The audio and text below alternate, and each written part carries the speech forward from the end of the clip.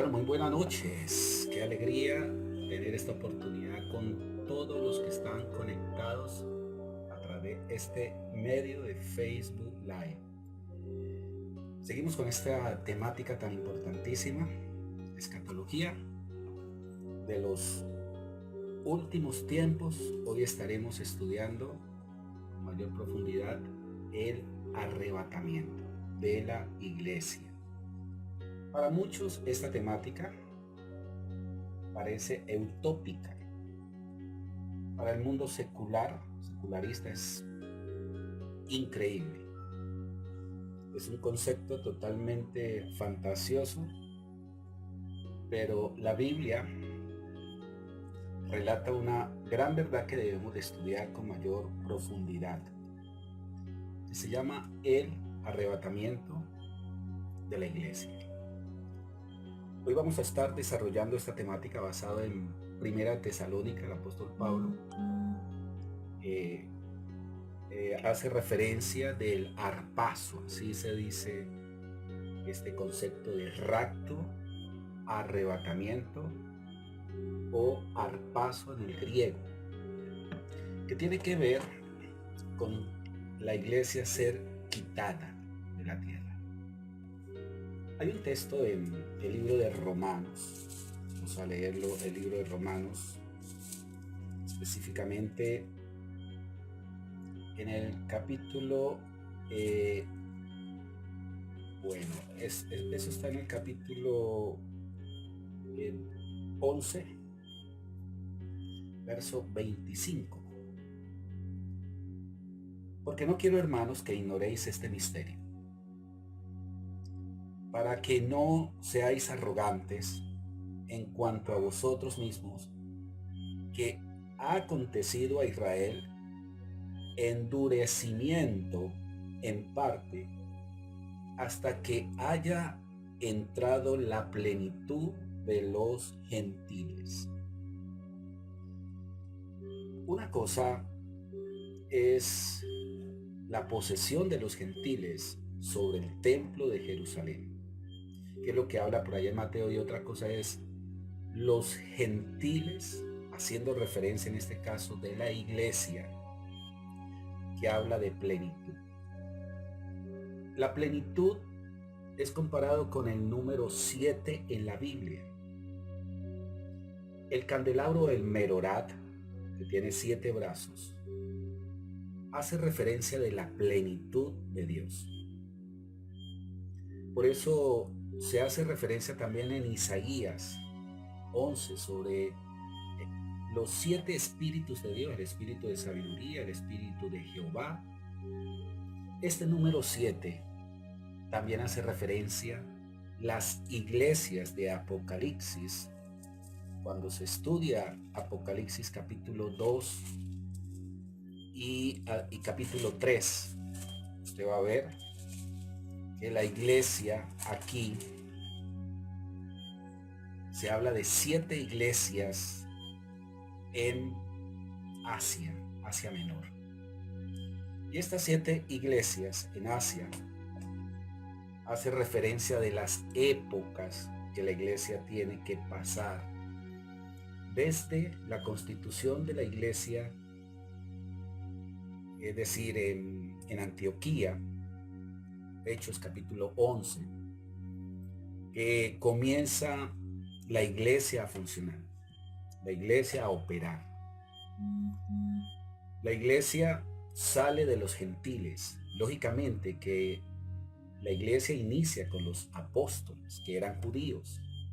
Eso lo vemos en el libro de los Hechos capítulo 2, donde en un aposento se reúnen 120 personas por 10 días a orar hasta que viene y cae el Espíritu Santo, no sobre toda carne, sino sobre la iglesia. Y allí se da inicio a la iglesia, y vemos que una manifestación grande es como Pedro, que habla una disertación con denuedo y con tanta facilidad y con tanto poder, que la gente queda anonadada por esa capacidad de revelación. Y de allí se comienza a despegar porque lo que hacen los apóstoles es quedarse en Jerusalén, predicando y hablando, pero no se estaba extendiendo el evangelio. El evangelio no se ve en el Antiguo Testamento. Se ve instrucciones, la Torá simplemente son instrucciones de llevar al hombre a la perfección. Eso es la Torá, a través de la obediencia, cosa que es imposible porque la ley estaba compuesta por 662 leyes y esas leyes humanamente eran imposible poderlas ejecutar en una obediencia total. Jesús vino por eso a cumplir la ley. Y el pueblo de Israel no tenía esa visión de extender ahora sí el evangelio, que significa las buenas nuevas, a los diferentes lugares. Por eso Jesús da una instrucción. Dice, se van a bautizar en el nombre del Padre, del Hijo y del Espíritu Santo para que id y haced discípulos desde Samaria, desde Jerusalén, Samaria y por toda la tierra. Esto hace referencia de que el evangelio debe llegar a todo el globo terráqueo. Los 12 discípulos se quedan estacionados en Jerusalén y en Hechos 12 vemos cómo Dios permite una persecución y deja a los 12 discípulos allí en Jerusalén, pero los laicos van a operar en el evangelismo. Dios levanta a un hombre llamado Pablo, inicialmente Saulo. Este hombre que ha sido un grandioso de la iglesia, que la palabra Saulo significa el más grande y la palabra Pablo el más pequeño. Por allá en capítulo Efesios 3 hace referencia a que él es el más pequeño de todos los santos. Este Saulo, en su etapa inicial, se convierte en un perseguidor voraz de la iglesia. La palabra iglesia es la palabra griega eclesía, que significa hacia afuera, hacia afuera. No es hacia adentro, hacia afuera. ¿Por qué es hacia afuera? Porque una de las cosas que Dios va a poner en el corazón de la iglesia es que el evangelio se tiene que transmitir afuera. La gente está perdida, la gente está sin salvación. Si hay personas que aquí me están escuchando y de pronto usted puede en estos momentos diferir porque tiene un esquema mental de que la religión es la que salva, la religión por la cual usted pertenece es una gran mentira. Usted puede haber nacido en X o Y religión, pero si no tenemos un encuentro personal, una relación con Jesús, y esa relación es evidente en la manera como primeramente usted piensa, como usted habla y como usted actúa. Cuando Jesús toca el corazón de una persona, comienza un proceso de transformación. Y eso es producto porque el evangelio ha llegado con autoridad y poder. El nuevo nacimiento es un milagro inexplicable. Como el día en que digo yo que me convertí. Me predican del Señor 4:30, era un Viernes Santo 2000, año 92. Me predican de Jesús. Y el momento en que yo acepto a Jesucristo, al otro día comencé a ver el día diferente, inexplicable. Eso es algo inexplicable. Esta obra totalmente espiritual. Y así comienza a pasar. Es decir, que la iglesia tiene una comisión de llevar hacia afuera las buenas nuevas. Israel no había cumplido, Israel se había centrado en ellos mismos. Dios endurece a Israel, por eso dice aquí vemos el libro de Romanos. Estamos leyendo el libro de Romanos, vuelvo y lo busco aquí para que usted me acompañe por favor en esta lectura. Y qué bueno que usted pueda tener el lápiz, notebook o cuaderno de notas. Capítulo 11, verso 25. Dios permite el endurecimiento de Israel. Yo quiero que usted note algo o aprenda esto que le voy a explicar. En este momento, actualmente, en el mundo entero, el país casi que imposible de predicar el evangelio de Jesús no es Afganistán, no es Pakistán, no es la China, no es Japón donde se adoran tantos dioses, no es la India que tiene más de 1 millón de dioses. No son países como Corea del Norte, que es prohibido predicar el evangelio y so pena de muerte. El país más difícil de predicar el evangelio es Israel. En el corazón judío tienen una dureza, y aquí lo dice, hasta que haya entrado, dice Israel, endurecimiento en parte. ¿Por qué dice endurecimiento en parte? Porque no quiere decir que no todos los judíos toman actitud de dureza. Pocos se convierten al Señor, y eso porque Dios hace un toque sumamente especial. Pero allá en Israel, predicar el evangelio es señal de mofa, de humillación. Le escupen la cara, le tiran piedras, le hacen el feo. Y es un país donde no se prohíbe, se puede predicar, pero pocos grupos evangelistas llegan a Jerusalén a hablarle al corazón de los judíos. ¿Por qué? Porque Dios ha puesto una dureza. Y aquí dice que Israel dejará de tener dureza de corazón hasta que la iglesia entre en su plenitud. Hay que entender muy bien esa palabra plenitud. Es la palabra griega pleroma, la plenitud de Dios. Recuerda que la plenitud la estamos asociando al número 7. Y el libro de Apocalipsis habla de 7 iglesias, es decir, 7 periodos de perfección. La iglesia va a entrar en 7 periodos de perfección. La última iglesia que habla Apocalipsis 3 es la iglesia de la Odisea. Búsquelo en su Biblia, por favor. Usted va a contar, la primera es la iglesia de Éfeso, que tiene que ver con la primera iglesia apostólica. Todo ese contexto de Éfeso va muy relacionado con la actitud que tomó la iglesia inicial, la iglesia apostólica. La segunda iglesia, que tiene que ver con Sardi, se llama la iglesia patrística del segundo siglo. Allí es donde se forma el canon del Nuevo Testamento, que tiene que ver como hombres como Ireneo, tiene que ver con Clemente, tiene que ver con, hombres como Policarpo de Esmirna, que fue muerto, y fueron muchos mártires en el periodo del segundo siglo. Ya el tercer siglo es donde la iglesia comienza a desvanecerse porque se junta la parte política del Estado, se da el edicto de tolerancia y ya comienza un proceso de decaimiento de la iglesia hasta el año 1500, donde Martín Lutero redescubre otra vez las escrituras, la justificación por fe y todos estos conceptos importantísimos. Y estos son procesos de la iglesia.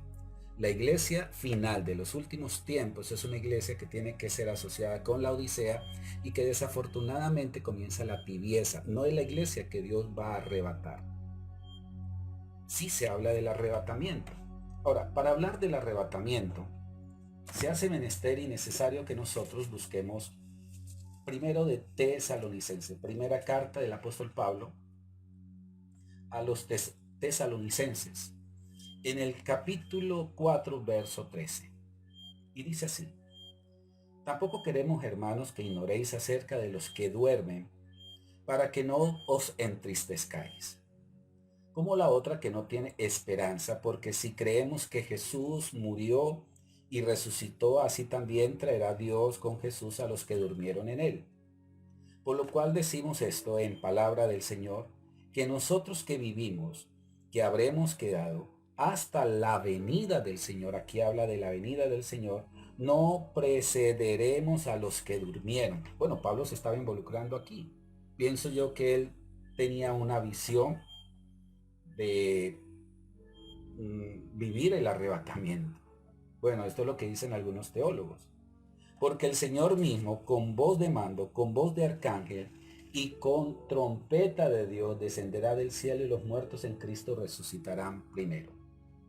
Curioso porque El Tiempo, hoy este periódico El Tiempo, que es un periódico muy serio, muy oficial, ha sacado en uno de sus anuncios el día de hoy que en esta cuarentena en Argentina se han estado oyendo sonidos de trompetas. Curioso, ¿no? Bueno, ellos tratan de darle justificación científica. Hay un fenómeno que se llama el fenómeno de Hum. Y ellos dicen que este fenómeno es por cuestiones de la contaminación y bueno, le meten una cantidad de argumentos científicos y por eso se efectúan esta serie de sonidos como de trompeta. Pero es tan nítido estos sonidos que es como el sonido de un chofar. Chofar es un instrumento profético que hoy en día los judíos lo usan y lo tocan continuamente para manifestar que el Mesías para ellos está pronto a llegar y de manifestarse. Ellos no creen, el pueblo judío no creen en el Mesías que se llama Jesús, el genuino y único verdadero Mesías Mashiach, que es Jesucristo, nuestro Señor. Hoy se han manifestado una cantidad de acontecimientos. El mundo entero está viviendo situaciones bien tremendas, manifestaciones en el cielo. En Brasil han pasado unos fenómenos celestiales. El día de ayer y hoy se han puesto en cadena volcanes en Asia, Guatemala, Hawái, Estados Unidos, donde muchos volcanes han comenzado en erupción. Esto es nunca antes visto. Atención, el día de ayer y hoy, por ahí me llegó un mapa. El Nevado del Ruiz está en alerta naranja. Volcanes en Chile. ¿No creen ustedes que se ha comenzado en este momento a una serie de manifestaciones donde Dios está comenzando a manifestarle a la iglesia su venida, su retorno prontamente?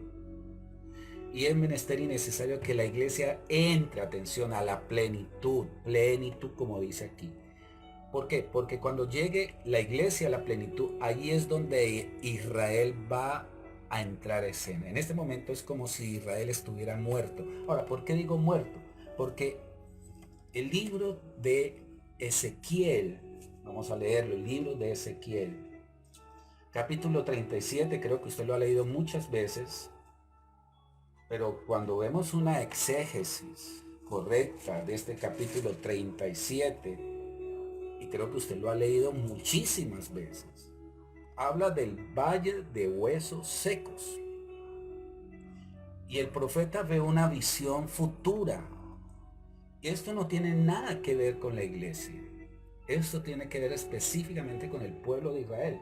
La mano del Señor vino sobre mí, me llevó en el espíritu y me puso en un valle que estaban llenos de huesos.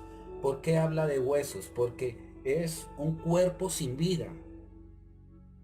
Y me hizo pasar cerca de ellos por todo en derredor, y aquí que eran muchísimos sobre la faz del campo, y por cierto secos en gran manera. Y me dijo: hijo de hombre, ¿vivirán estos huesos? Y dije: Señor Jehová, tú lo sabes. Me dijo entonces: profetiza sobre estos huesos y dile: huesos secos, oí palabra de Jehová. Así ha dicho Jehová el Señor a estos huesos: he aquí yo hago entrar espíritu en vosotros y viviréis. Ahora, ¿sabes por qué está diciendo que entrará espíritu en ellos y vivirán? Porque actualmente Israel no vive bajo el Espíritu Santo. Y ellos te manejan muy bien la Torá ortodoxa. Y por eso es que la Biblia habla en Romanos 8 que el Espíritu Santo fue dado como primicia, es decir, como un adelanto a la iglesia solamente. Ni los inconversos, ni los judíos poseen el Espíritu Santo. El Espíritu Santo ha llegado sobre la iglesia y por eso la iglesia entiende a Dios, habla de Dios, entiende las Escrituras, no porque seamos especiales. La iglesia es aquellos que aman y siguen a Jesús, que hablan de Jesús. Esa es la iglesia. Y aquí vemos que Israel carece del Espíritu Santo Y después en el verso 7 dice, profetice pues como me fue mandado, y hubo un ruido mientras yo profetizaba, y aquí un temblor, y los huesos se juntaron cada hueso con su hueso. Ahora, más adelante, si usted está siguiendo, qué bueno que usted tenga su Biblia en mano, para que usted vaya siguiendo esta temática que estamos desarrollando. En el verso 11 dice, y me dijo luego, hijo de hombre, todos estos huesos, léalo allí por favor, son la casa de Israel. Todos estos huesos secos son la casa de Israel. He aquí ellos dicen, nuestros huesos se secaron y pereció nuestra esperanza y somos todos destruidos. Por eso actualmente Israel está, a pesar de que Israel manifiesta vestigios de prosperidad, a pesar de que Israel marca pautas en el campo científico, educativo, comercial, militar, y si bien es cierto, es el pueblo escogido por Dios, pero en el campo espiritual están muertos, aunque tengan la Torá en sus manos, aunque oren en ese gran muro de los lamentos. Ahora usted me va a preguntar, bueno, pastor, y entonces que Dios no les escucha a ellos. Ese no es el caso. El caso es que ellos, si tuvieran el Espíritu, serían unos fervorosos hacia afuera, que la gente conociera de Dios. Porque el bautismo del Espíritu Santo no es para uno. El bautismo es como un volcán que quiere explotar. Y cuando uno está lleno de Dios, uno quiere que eso que uno vive, otros lo vivan y lo tomen. Por eso el Espíritu Santo es dado para liberar, para transformar. Y ese cargo lo tiene la iglesia. Y la iglesia tiene que tener respuesta en estos tiempos. Y por eso es menester estudiar las escrituras con ahínco, con pasión, para poder entender los tiempos. Y vemos entonces que Israel está en este momento inerte. Pero la iglesia es la que tiene la manifestación de la vida del Espíritu. Y la iglesia tiene que entrar a un estatus de plenitud. Son un rango de 7 hasta que llegue a ese rango de plenitud. Atención, por el Espíritu, ahí es donde está lista para ser arrebatada. Se dice arpazo. Porque Pablo dice, y nosotros que seremos arrebatados, con voz de mando, con voz de arcángel, decíamos ahorita que se han comenzado a manifestar sonidos. Toda esa serie de señales es simplemente la manifestación que algo está por suceder, por pasar. En este momento, la gente está asustada con esta pandemia, y verdad, es cierto.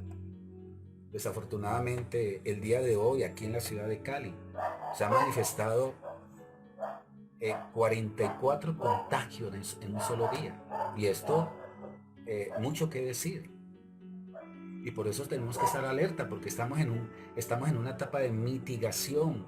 ¿Por qué mitigación? Porque ya el virus anda en los supermercados, en los vehículos públicos, en los taxis. Bueno, esto no es para asustar, pero esa es una gran verdad. Y por eso tenemos que tener mucho cuidado. Pero yo quiero decirles esto. Nadie se imaginaba esta pandemia tan fuerte, este coronavirus, COVID-19. ¿Por qué se le dice COVID-19? Porque se descubrió en el año 2019. Debería ser COVID, hoy en día COVID 2020 o COVID-20. Pero esto ha paralizado el mundo entero. 204 países, 194 reconocidos por la ONU. Y de los 194 países, 190 están en confinamiento. ¿Se puede imaginar eso? El sector turístico, el sector comercial, industrial, hotelero, la aviación, están bloqueados. Este virus tiene al mundo entero en jaque. Y hoy en día tiene que darse la cuenta que la única esperanza es Dios. Aquí ni el intelectualismo, ni los científicos. Hay muchos médicos que se les ha salido esto de las manos, lloran cuando veo esas imágenes en Italia, en España, como los mismos médicos, como los mismos gobernantes se han atrevido a decir nos están ganando la batalla. ¿Cuántos gobernantes han pedido perdón a Dios? Algo está sucediendo en el corazón del ser humano. ¿No será que Dios está persuadiendo a que vuelvan la mirada al Señor. Hoy en día, la corrupción ha sido tan extrema que en Nueva York está sobre la mesa la pedofilia como un gusto y puede llegar a ser aprobada por el Senado como ya lo fue en Canadá. Toda esta serie de leyes como la zoofilia, que hoy en día se están aprobando una cantidad de cosas aberrantes, entiéndame, por favor, aberrantes. El mismo hombre convirtiéndose como una bestia. Usted va a ver cuestiones cíclicas en la Biblia, por ejemplo, desde Adán hasta Noé, dice que se colmó de maldad y Dios tuvo que traer un juicio de un diluvio. ¿Qué pasó con Sodoma y Gomorra? Sodoma y Gomorra dice que era tanta la maldad que Dios tuvo que traer un juicio de fuego. Los hallazgos arqueológicos sustentan que esta ciudad, Sodoma y Gomorra, fue destruida por fuego y le atribuyen a esto un volcán. Bueno, hay una cantidad de argumentos. Usted va a ver un Jonás yendo a Nínive a traer un juicio porque se estaba llegando a una maldad. Hoy en día no es la excepción. La violencia intrafamiliar, el concepto de familia cambiando, la mentalidad del ser hombre, la intolerancia, los asesinatos son terribles en todo el mundo, la discriminación. Es algo aterrador lo que está sucediendo y lo que está pasando. Y por eso la Biblia dice que todas las naciones se oscurecerán. Esa es la gran verdad. La esperanza que podemos predicar es hacia la iglesia. Atención a esta parte. Y ayer estuve explicando que cuando estudiamos el libro de Daniel capítulos 4, que habla de un horno de fuego para destruir todo aquel que no adorare la imagen de Nabucodonosor, era echado al horno de fuego. Y ese horno de fuego representan juicios. Y esos 3 hombres representan la iglesia. Son puestos en ese fuego para ser aniquilados. Pero lo especial es que en el momento en que pisan, ponen el pie en ese horno, el horno calienta 7 veces. ¿Usted no le parece una diosidencia? Que estamos hablando del número 7, que se habla de la plenitud y más bien ese horno se convierte en el fuego de Dios. Es que hay un texto en Isaías que dice: ¿quién habitará en las llamas eternas? Habla de llamas eternas. El que no habla mentira, el que no tiene sus manos de cohecho. Esto habla de santidad, esto habla de perfección, de integridad, de carácter de Dios. Y una de las cosas que está haciendo a través de este tiempo es que muchos se están humillando. El oro, cuando se mete al fuego, se ablanda. La palabra quebrantamiento significa talco de polvo. ¿Sabes por qué talco de polvo? Porque el único que puede desmenuzar una piedra en la mano se llama Dios. Eso no lo puede hacer ningún hombre. Nadie puede quebrantar a otro. A usted no lo quebrantan las circunstancias. A uno lo quebranta es el Espíritu Santo cuando se tiene un encuentro con Él. Por esa razón, cuando nos sometemos a Dios, comienza Dios a apretarnos, a quebrantarnos. Y ahí es donde comienza a operar algo que se llama mansedumbre. Y ahí es donde comenzamos a reconocer. Y ahí es donde comienza Dios a actuar en nuestras vidas con tanto poder. Y por eso necesitamos ser confrontados. Mira, el avivamiento no está en una denominación. Hoy en día hay muchas denominaciones que están creciendo de una manera alarmante y es de aplaudir. Pero recordemos que Dios no mira una denominación. Dios mira es un cuerpo llamado iglesia en todo el mundo. Y la iglesia tiene que jugar un papel de perfección, de involucrar muchos para que sean salvos. Recuerde esto, hasta que llegue la plenitud. Y allí va a ser arrebatada al paso. Ahora usted me preguntará: pastor, entonces ¿cuándo es el arrebatamiento? Bueno, el arrebatamiento, y aquí tiempo nos faltaría para explicar muchas cosas. Y qué bueno que podamos tener más tiempo. Bueno, eso lo vamos a seguir explicando porque la idea es que estos estudios van a seguir y son muy profundos. Los judíos celebran 7 fiestas. Nuevamente el número 7. 7 fiestas solemnes. Se llaman las 4 fiestas primaverales y las 3 fiestas otoñales. Las 4 primeras fiestas es una tras otra, seguida en temporadas seguidas. Pero las otras tres, hay un lazo de tiempo y después se comienzan a darse estas tres fiestas. Se las voy a nombrar rápidamente. La primera fiesta de la Pascua, 14 de Aviv, esa se comienza tipo, precisamente la Semana Santa se realiza celebrando fiesta de Pascua, lo que hacen los judíos en el mes de Aviv o Nisan, 14 de Nisan o 14 de Aviv, que equivale entre marzo y abril, según el calendario gregoriano, es abril en este caso, y según el calendario judío, que es un calendario lunar, tiene que ser precisamente en el 14 de Aviv. Allí los judíos por primera vez celebran Pascua. Y mire cómo coincide todo esto. Cuando Moisés estaba sacrificando el cordero, era un 14 de Aviv, donde estaba próximo a que el pueblo iba a ser libre. Y precisamente cuando Jesús va a una cruz y muere, es allí donde aquellos que recibimos a Jesús experimentamos algo que se llama la libertad espiritual. Si conocieres la verdad, esa verdad te hará libre. La libertad no es poder yo tener una vida libertina, fumar, beber, mujeriar o hombrear, bueno, ¿cómo le podemos llamar? La verdadera libertad está basada en cuando yo tengo esa posibilidad de Dios para sostenerme y mantenerme íntegro a través de Él. Y yo puedo disfrutar esa presencia y puedo disfrutar al prójimo, porque mi interior está totalmente sano, cuando no estoy cautivo ni al resentimiento ni al rencor.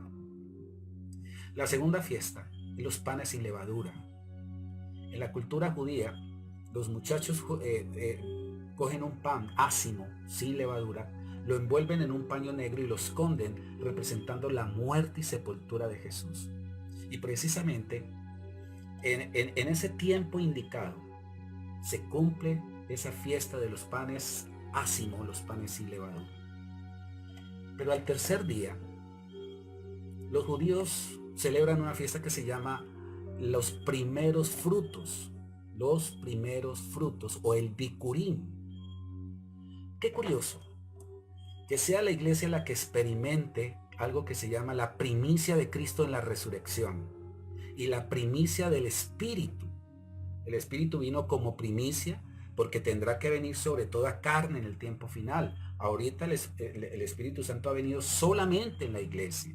No ha venido ni sobre Israel, ni ha venido en todo el mundo. Joel 2:28 es claro, dice, derramaré de mi espíritu sobre toda carne. Pero actualmente el Espíritu Santo se adelantó a la iglesia.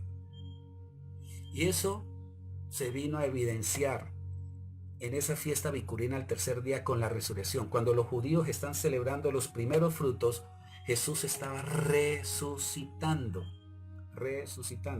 Por eso, la resurrección es el emblema más grande que tiene la iglesia.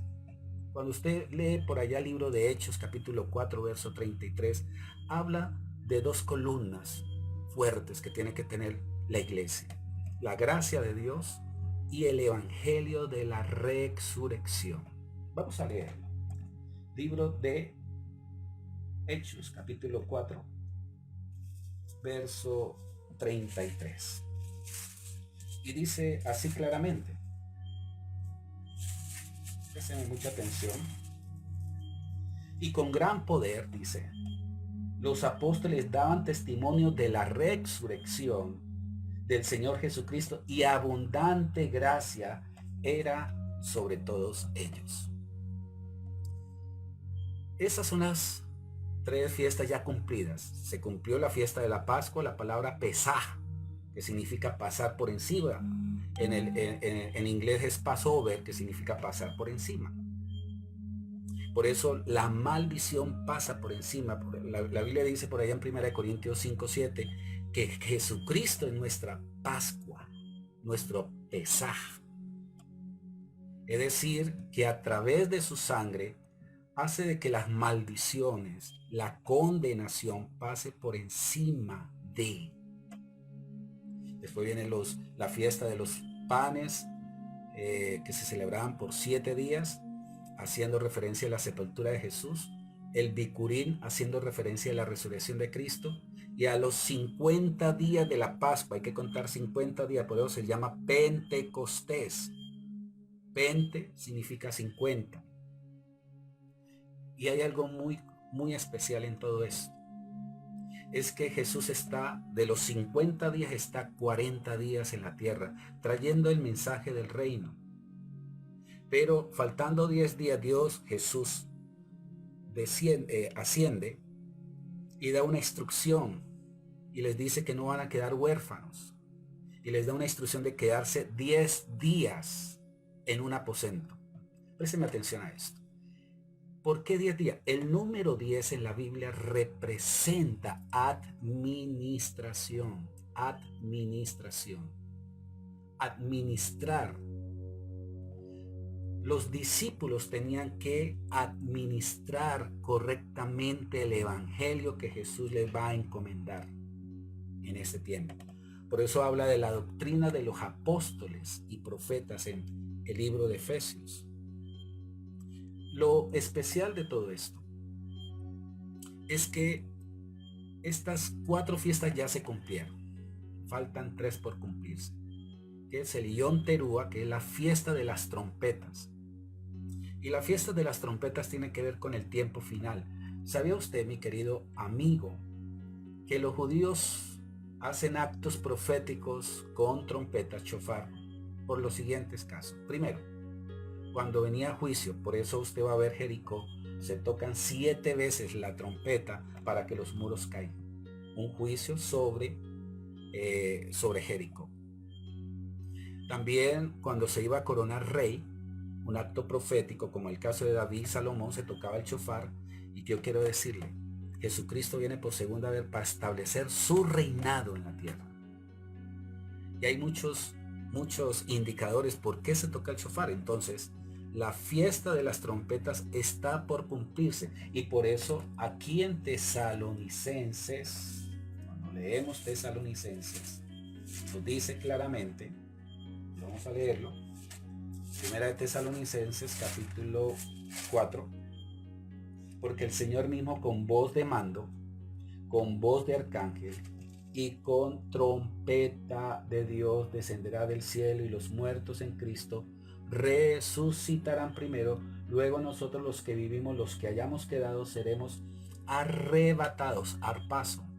Recuerda esa palabra, arpazo. Seremos arrebatados juntamente con ellos en las nubes para recibir al Señor en el aire, y así estaremos con el Señor para siempre. Esta temática del arrebatamiento es bastante compleja, mucha tela por estudiar. Primera de Corintios, capítulo 15, que habla de la resurrección, también habla de que en un abrir y cerrar de ojos la iglesia será arrebatada. La palabra arpazo significa arrebatar de una manera fuerte. Esa es la palabra arpazo. De una manera radical. Cuando la iglesia sea arrebatada, se va con el Espíritu Santo. Ahora, el mundo va a seguir.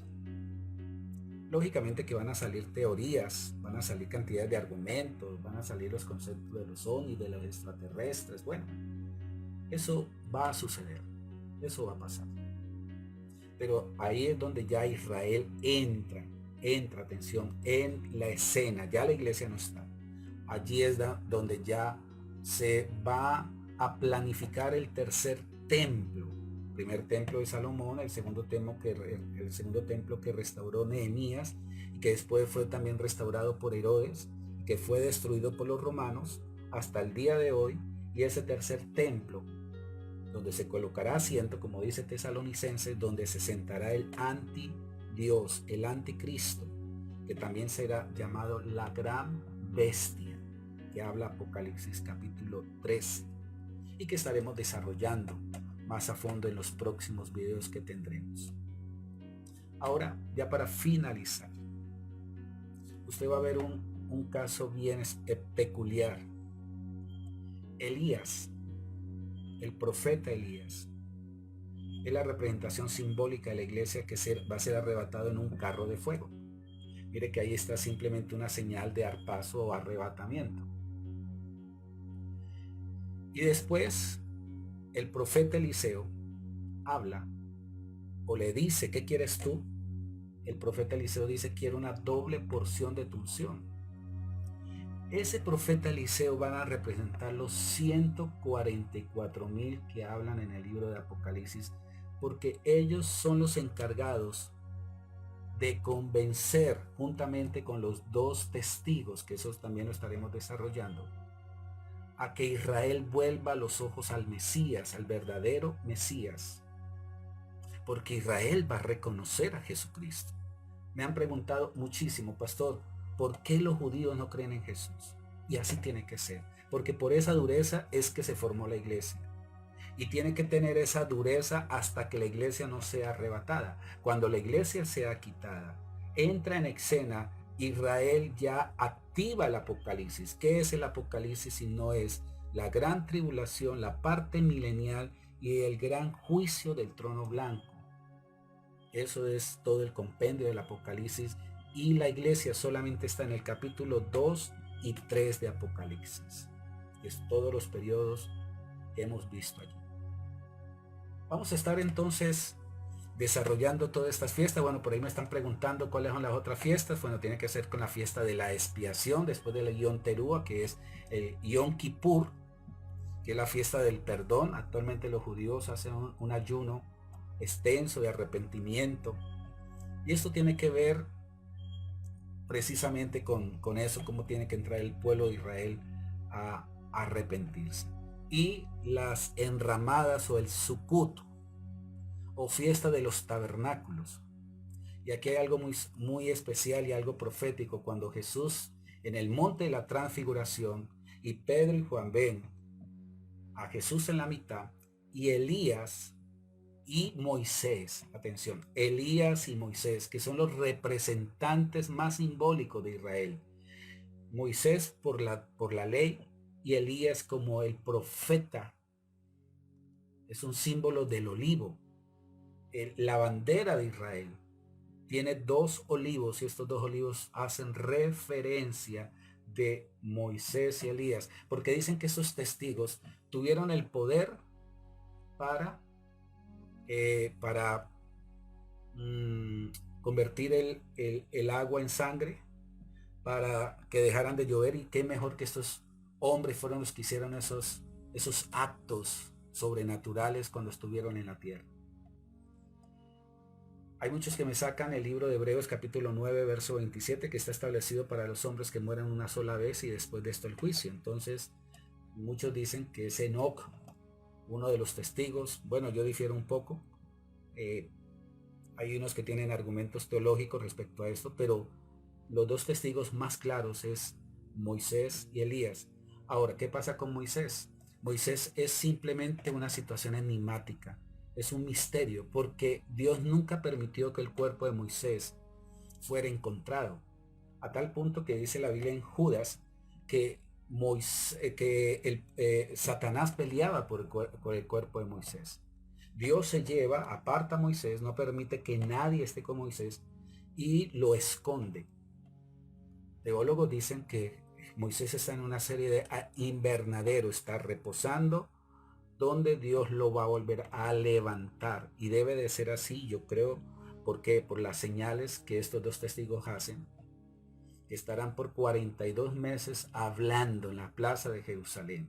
Bueno, mucha tela por cortar, mucho por estudiar, pero los 144 tendrán el espíritu de Eliseo. ¿Por qué el espíritu de Eliseo? Porque como el Espíritu Santo ya no estará en la tierra, y a ellos les tocará que hablar con ímpetu, con ahínco, dar sus vidas por el nombre de Jesús. Estaremos desarrollando en los próximos videos toda la gran bestia, Apocalipsis 12, que es muy bueno. Así que vamos a aprender de Apocalipsis 12, 13, 14. Estaremos desarrollando todas esas temáticas. No se pierda, porque yo sé que nos vamos a gozar en las Escrituras. Y yo quiero decirle algo: qué grandioso saber que Dios tiene el control actualmente de todo. Estamos en sus manos. Recuerde que el fuego de Dios se calentó 7 veces y fueron guardados. Amigo y amiga, en este tiempo somos guardados por la mano de Dios. Dios es nuestro sustentador y de eso no tenemos que preocuparnos. Nuestro guarda. Y gloria a Él de que le conocemos, le entendemos. Que Dios me le siga bendiciendo grandemente. Hoy quiero levantar una oración por todas aquellas personas. Síganme en una oración. Personas que están en este momento enfermas, contagiadas. Que Dios tenga misericordia, que Dios dé paz, que Dios traiga sanidad. Padre amado, hoy levanto una oración. Señor, me uno con todas las personas que están aquí conectadas, con los que se van a conectar, este video que está siendo reproducido y que va a llegar a muchas partes, pero que nos volvemos uno en intercesión y en oración. Tú eres el Dios de sanidad.